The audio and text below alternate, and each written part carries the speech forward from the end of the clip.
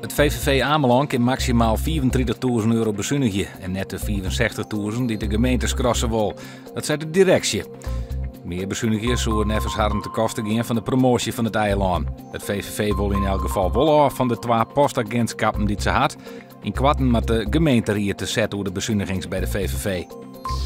De kosten die de provincies meidje om de gwozen kunnen flink naar onderen. Nou binnen ze al jaren €26 miljoen kwijt, maar dat kan wel naar 10 miljoen. Dat kan als 60% van de gwozen vangen of afsketten wordt. Dat zei een rapport van de Universiteit van Wageningen. Als dan niet verhoord, zal er in 2018 haast 1 miljoen gwozen in ons land wezen.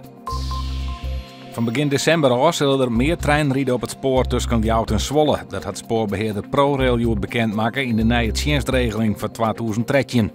Er komt eerst 1 trein in de uren bij. In 2000 maar dat er 4 treinen in de uren rijden. ProRail pakt takken hier het spoor zelfs aan. Joen en in de nacht neemt de kans op een rein- of tongerbui ta.